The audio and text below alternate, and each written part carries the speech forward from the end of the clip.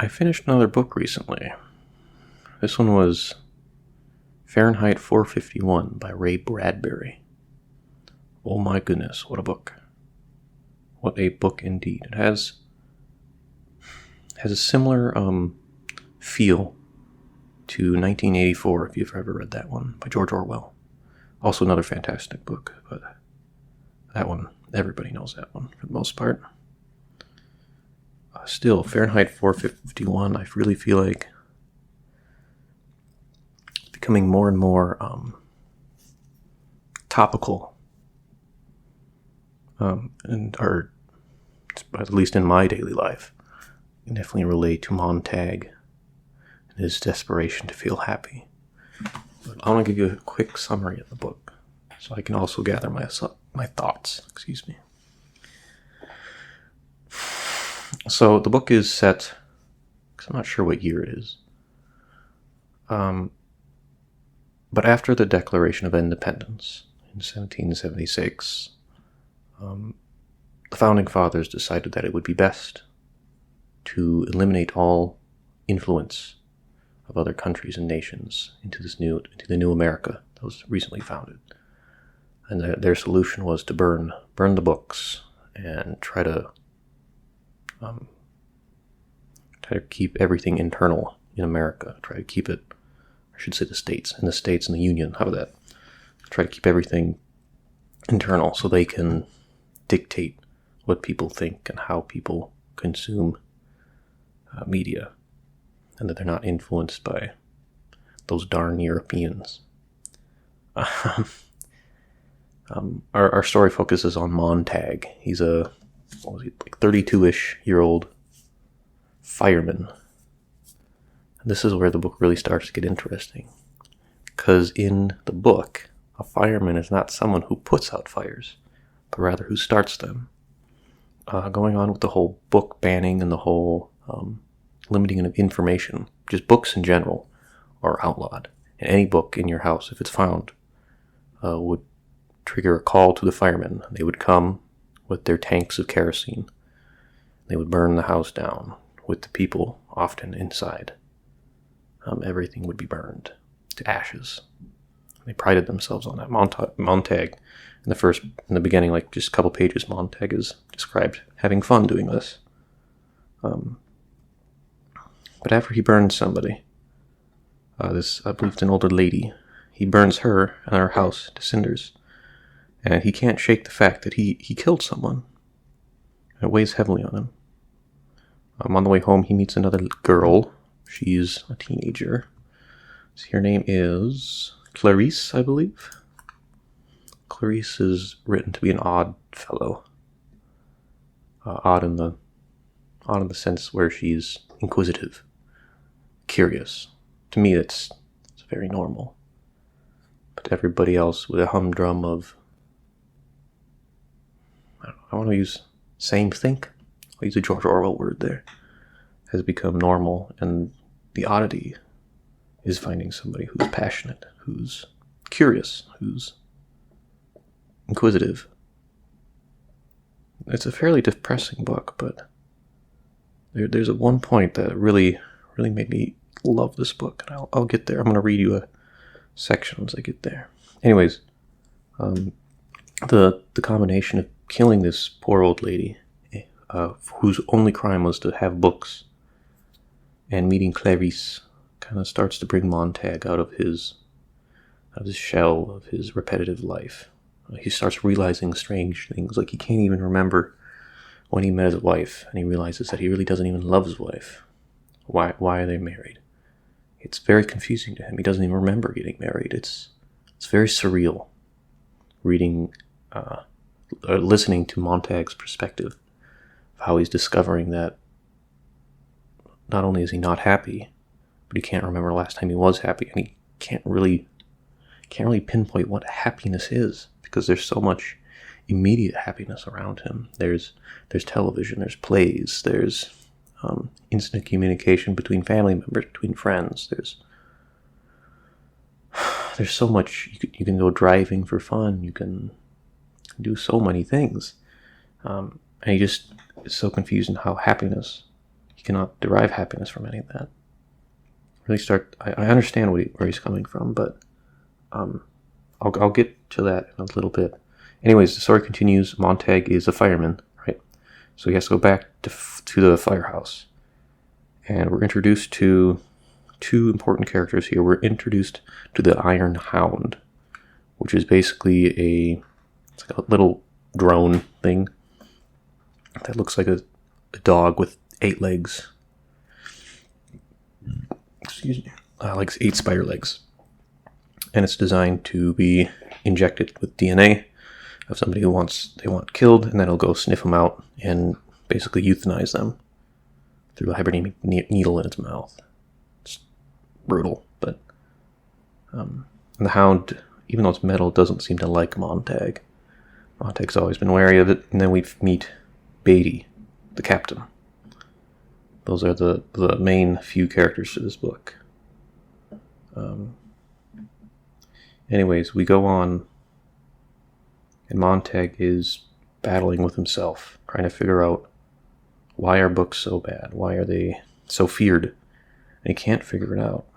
And we learn that, eventually we learn that he's been stashing books as well. God, it's so well written. The whole, up to the reveal where he himself has a book, like a fireman whose job is to burn books. Up to the reveal where he does have one, it's been hinted at that he might have a book, right? He might have one hidden up in the air conditioning vent above the kitchen. But when he goes up there, because he wants to show his wife, because he can't do it himself. Like, he doesn't have the drive to do it himself, so he needs someone else to see. So that outside pressure can force him to continue on his path that he's chosen. So he forces his wife to sit in the kitchen, and he goes up to show her a book, and turns out he has not only one book, but he has a whole slew of books hidden up there. They just keep coming out and out and out. So there's a whole pile on the floor, and of course his wife is just petrified, because they're going to be burned alive if this is found out. It's pretty spooky. And Beatty, the captain, is a devil. He's a real slick tongue. He's very, very slimy. He's very charismatic. He's careful with his words. Something, though, that really confused me about Beatty is that he's constantly quoting, like, various authors. He'll quote Shakespeare. It's not super topical when he's quoting them. And there's a whole spiel where he's arguing with Montag. And he's just quoting random people with random quotes because nobody really understands what they no longer have the emotion and the comprehension to really understand what some things are saying, like to be or not to be. I don't think he quotes that because that's such a famous quote that everybody knows it. But he quotes something else, and it's so bizarre because it's hard to explain. Anyways, I just read the book. It's really, really good. But in the middle of the book, the Captain Beatty suspects that Montag has slipped a book, has taken one back home. And so he comes home and he confronts him. And he has a whole speech, which I want to read. I want to read a bit of the speech to you and talk about it. And then he tells Montag, "You have 24 hours to return the book, and we'll burn it. Or, if you don't return the book, we'll burn you," essentially. That's pretty spooky. That's so spooky. Because he has no choice. Right? It's terrifying. But I wanted to read you this bit. Because I feel like this, with attention spans in today being shorter and shorter, the internet gobbling up so much attention. People just aren't talking, at least not like sitting and talking. They're arguing often on the internet, but they're not having discussions. They're not having talks to talk. I just wanted to read you some of Beatty's speech to Montag because it terrified me. I'll be honest.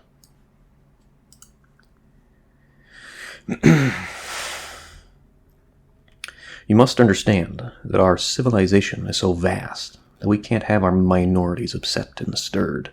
Ask yourself, what do we want in this country above all? People who want to be happy, isn't that right? Haven't you heard it all your life? I want to be happy, people say. Well, aren't they? Don't we keep them moving? Don't we give them fun? It's all we live for, isn't it? For pleasure, for titillation. And you must admit our culture provides plenty of these. Colored people don't like little black Zambo. Burn it. White people don't feel good about Uncle Tom's Cabin. Burn it.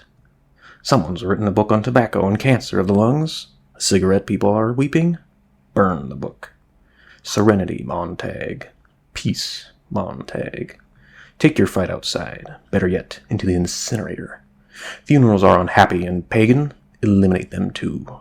5 minutes after a person is dead, he's on his way to the big flu. The incinerator is serviced by helicopters all over the country. 10 minutes after death, a man's a speck of black dust. Let's not quibble over individuals with memoriams. Forget them. Burn them all. Burn everything. Fire is bright and fire is clean. And then they talk about Clarice a little bit. How she's a bit odd. And it's not really clear what happened to her exactly. It's stated that she did die, but it's unsure if she died by an accident when she was out walking, or if she was killed by the firemen or some other entity like that. After the talk about her a little bit, Beatty continues his speech here. We know how to nip most of them in the bud early. You can't build a house without nails and wood. If you don't want a house built, hide the nails and the wood. If you don't want a man unhappy politically, don't give him two sides to a question to worry him. Give him one. Better yet, give him none. Let him forget there's such a thing as war.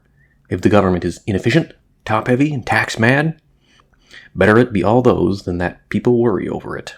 Peace, Montag. Give the people contests they win by remembering the words to more popular songs, or the names of state capitals, or how much corn Iowa grew last year.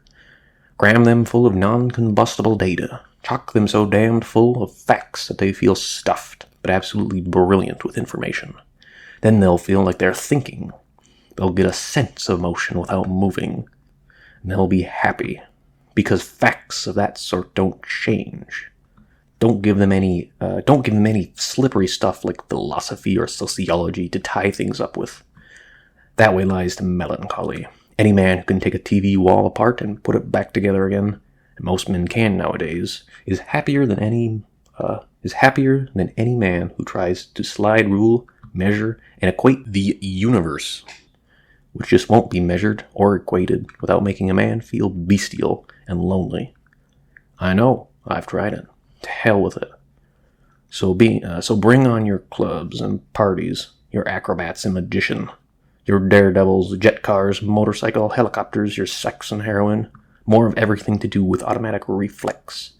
If the drama is bad, if the film says nothing, if the play is hollow, sting me with the theremin, loudly. I'll think I'm responding to the play. Then it's only a tactile reaction to vibration. But I don't care. I just like solid entertainment.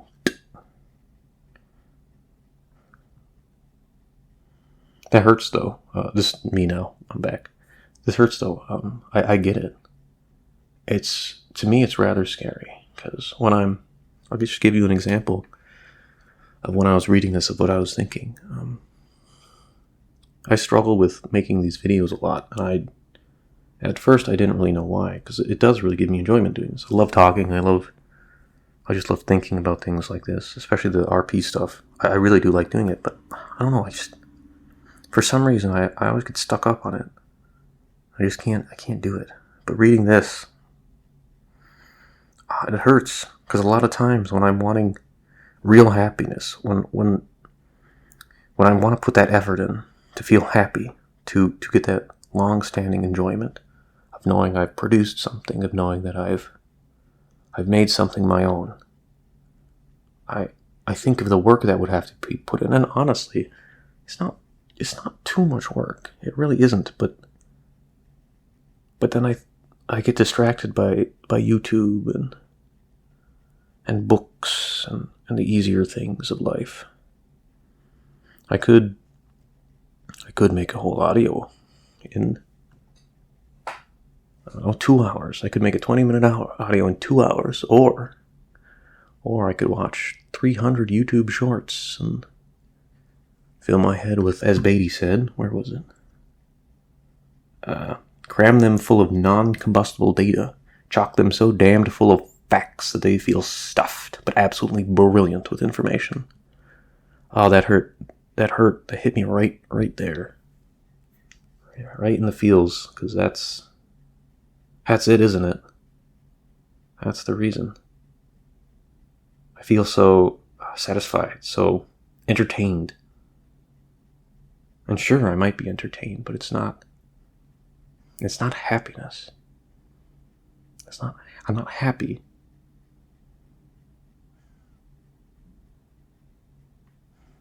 And I've thought about this.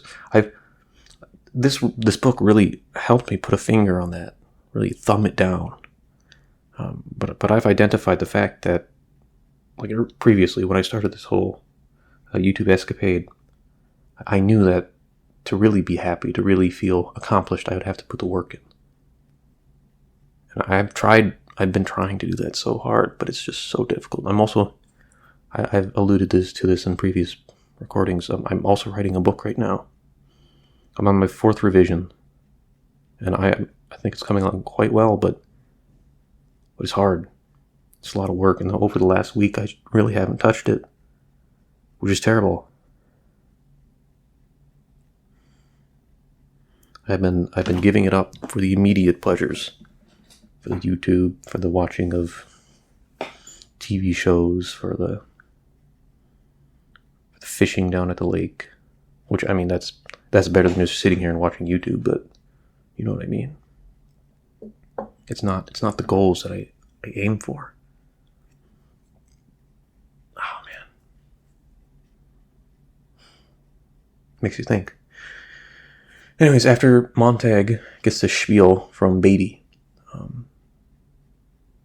he's left with his 24 hours to think about it. He goes a little crazy. He reads a book of poetry to a couple of his wife's friends. And of course, his wife and the other 2 girls are terrified because they know what might happen. They might all get burned.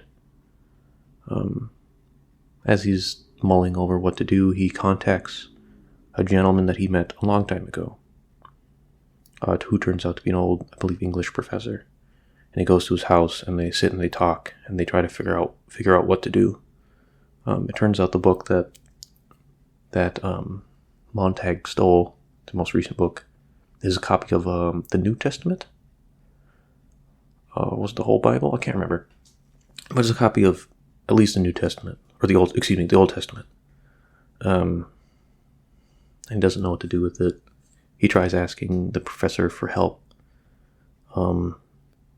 Eventually, they decide that they're going to try to like kind of stage a coup almost, where they're trying to they're going to be like hiding books in other firemen's houses, and then start burning them and try to get the word out that the firemen themselves are corrupt and blah blah blah.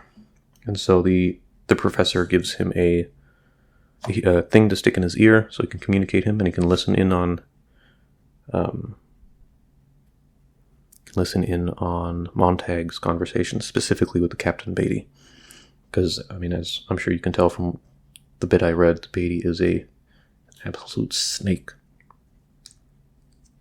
Anyways, it doesn't go as well as expected, because Beatty kind of knew all this stuff. He doesn't know exactly of the professor, but he knew he was getting outside influence, and he knows Montag is not going to be complying. So Montag goes back to work the next day, hands Beatty a fake book. Well, not a fake book, but a different book than the Bible, because they didn't want to burn it. Because it was the only one, to their knowledge, left in existence. My fingers taste like soap.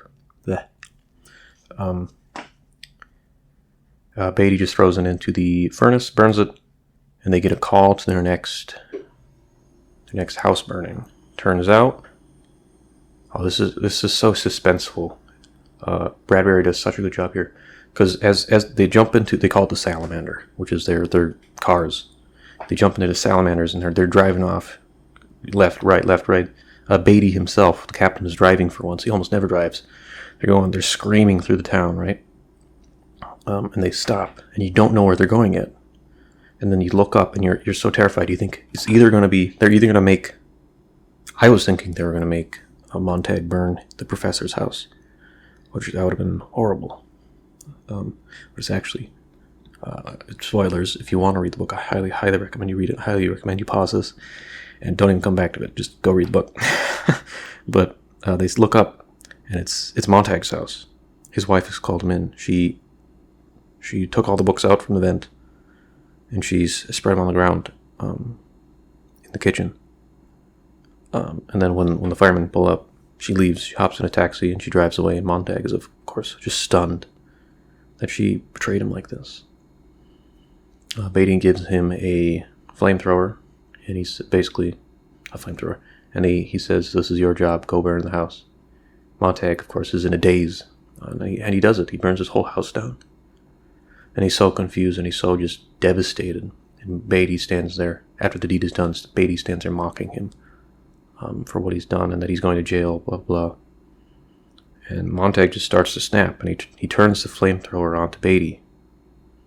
Beatty is very surprised that he's being threatened like this, but he doesn't stop. He keeps needling Montag. He keeps making fun of him, teasing him, mocking his lack of intelligence. And this is where Beatty starts just misquoting things, saying things that just don't even make sense. It's interesting. Because although Beatty clearly has read books, he doesn't understand, like, the context. Which I can understand how that's kind of alluding to just people today. Just in general, how some people, even though they can quote stuff and that they can talk super slickly, that they're really saying not much of anything. That's really what Beatty is. That really is what Beatty is. He's just a snake. And Montag snaps finally, and he burns Beatty up, burns him to a crisp. Does he? And then he turns. There's two other firemen with them. Does he burn them too? I can't remember right now. Let's see if I can control F on this.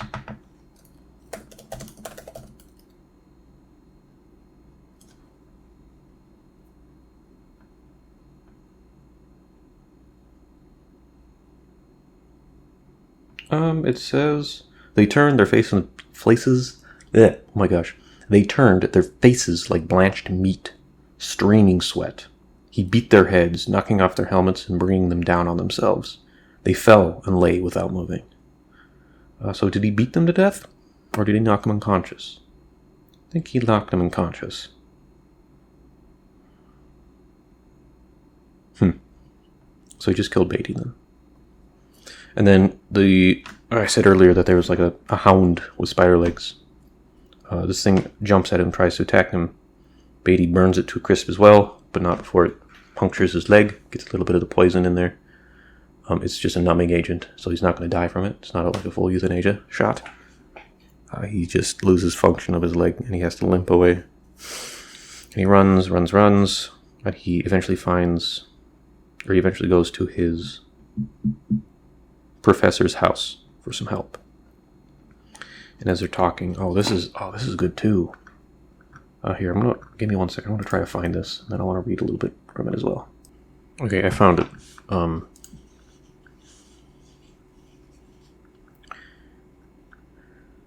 So Montag and the professor, his name's Faber, are sitting in Faber's apartment,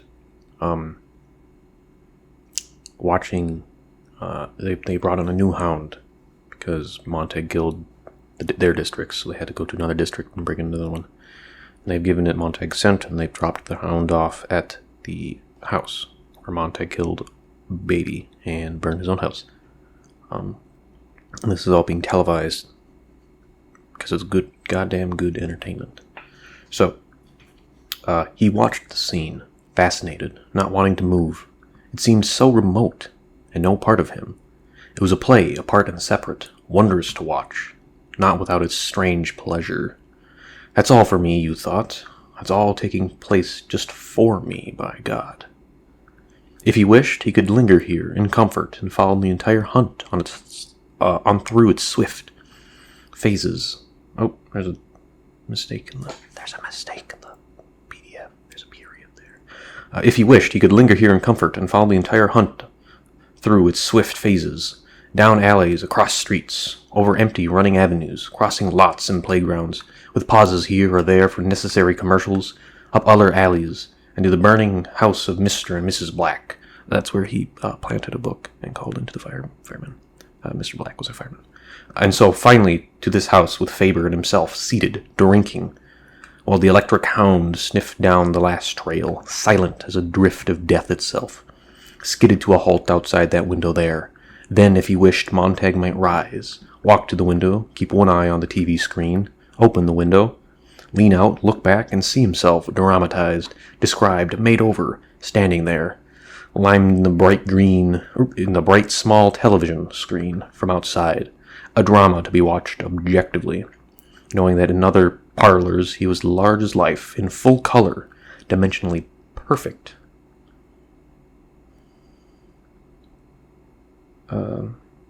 Would he have time for a speech? As the hounds seized him, in view of 10 or 20 or 30 million people, mightn't he sum up his entire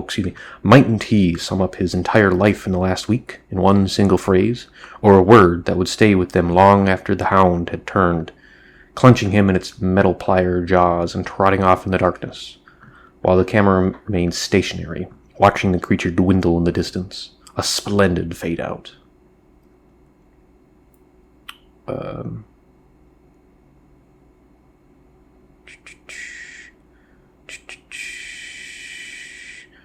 Basically after this, though, they devise a plan to throw the hound off of the professor's scent, and one that might assist Montag in escaping.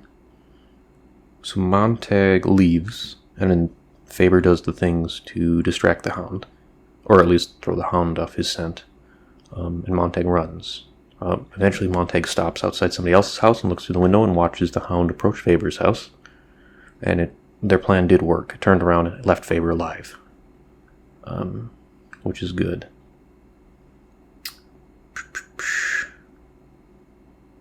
I'm almost at the next part.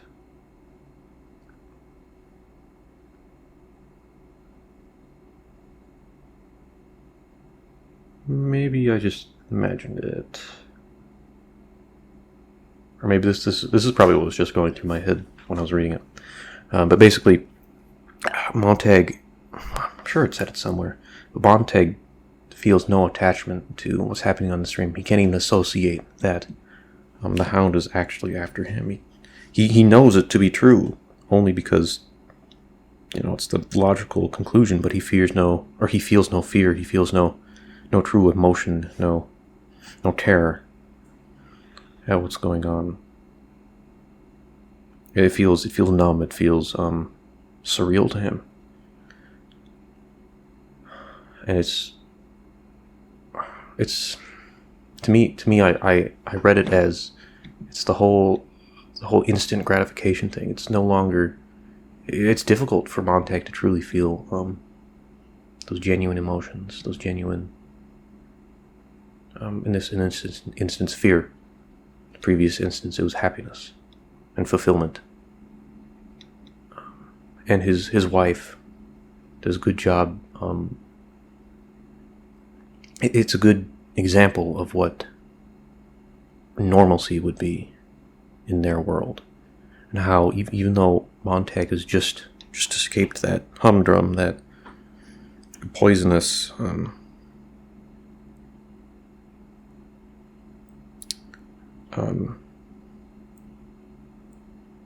those attractions from the corporations, whatnot, he just feels so more grounded in life.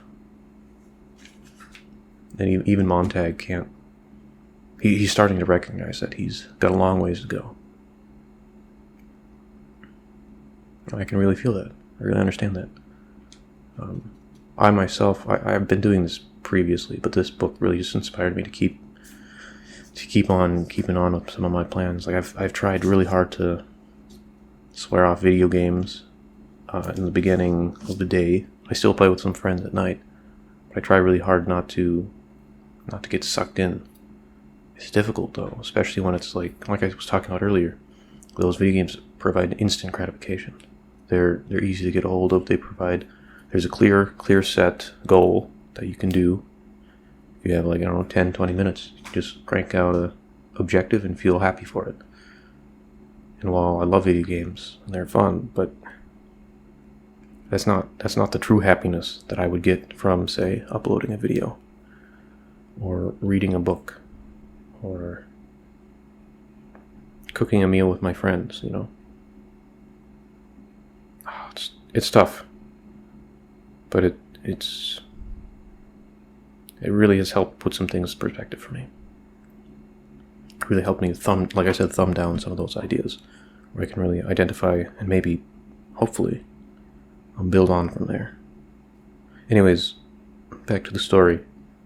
Montag continues running and he makes it to the river. At the river, he bathes himself as quickly as he can and then throws whiskey on him to hide his scent, and he changes into some stinky clothes that the professor gave him, so he no longer smells like Montag. I thought that was pretty quick-witted for him to do that, and then he jumps into the river, and he floats away. The hound comes to the riverbank, but he has successfully hidden his scent, and now he's gone. He's escaped. The book ends really quickly from here on out. And I'll be honest, I think I like George Orwell's ending in 1984, where with what happened with I can't remember his name, but with the main character. I like that ending. I thought that ending was depressing, but I thought it was well-rounded and really hammered home the pessimism of the book. Ray Bradbury goes a different route. He instead goes for a more optimistic look, which does make me happy, but at the same time I feel like, well, I don't know, because after reading 1984, I just kind of feel bad. I just kind of feel sad. But after reading Fahrenheit 451, I feel a little bit more optimistic. So maybe it was the right choice. It was his choice, so it was the right choice, if that makes sense. But what happens is Montag hides in the loft of somebody's barn. The people know he's there, and they leave him some food, but they don't approach him. They don't know who he is, so they just leave him be. Montag takes the food, and eventually he leaves the farm, but not before... Was it then or later? It was later. So he leaves the farm, and then he meets up with some old professors and whatnot from various schools that have left the city and are now just kind of, I think they call themselves hobos. They're just wandering between cities, and they invite him into their little circle, where they're around a nice little fire, warming themselves up and cooking food in the fire. There's another good bit here on fire and what it represents. But if you want to read the book, I recommend reading the book, because I've already gone on for a while. And then they listen on the radio to the Hound has found Montag, and the radio talks about how the Hound, or was it might have been a little television, but the Hound runs up and tackles this guy and kills him, and then the screen goes to whatever commercial is next. And they're like, oh, Montag has been captured and we got him. Of course, it's not true. It's just a random guy that kind of looked like Montag. Which is kind of another troublesome individual like Clarice.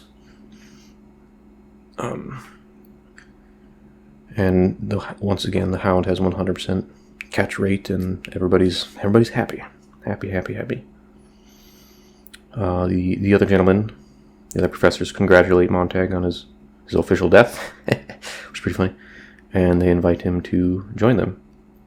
And we learn that they also burn every book that they get, because every now and then people from the city will come and check them. And if they have a book, they're obviously gonna be killed. But they have another plan. They have memorized every single page through some super special magic technique thing that somebody discovered. So they're able to memorize every single page of a book. There's a couple people who know Shakespeare. There's a couple people who have books of the Bible. Montag himself claimed to know some bits of Ezekiel, I believe it was. And so they've dubbed him the keeper of that book. I thought that was really, really interesting.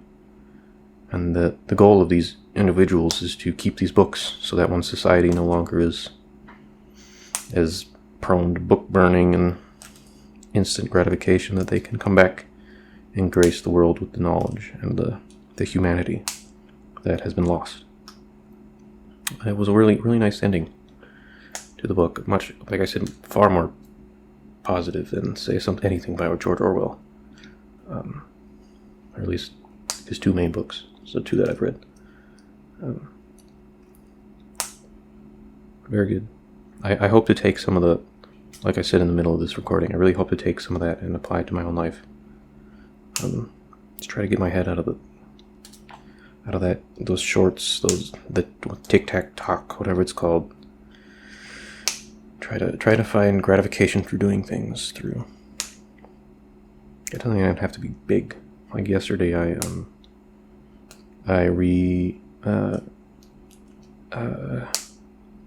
relined my fishing pole. I fixed it up. It was coming apart, so I glued it together. I made some new hooks for fishing panfish and whatnot, and that felt good. I was gratified. And now, actually today, oh geez, it's already 5. But later today, actually, as soon as I hit upload, I'm gonna use that. I'm gonna go catch some fish. Just have a good time. And I'm excited for that, and I really hope that I can keep myself to this. And also, I don't know if you've noticed, but I've done more recordings in the past couple days than I have in the past few weeks. So, bingo bongo. I hope that this is inspiration enough for me to hold myself to it, as they say. Anyways, if you listened this far to my rambles, thank you very much. I highly, highly recommend Bradbury's Fahrenheit 451. Give it a read. I'm sure there's free audiobooks on YouTube or whatever, but yeah. Take it easy. I'll catch you later.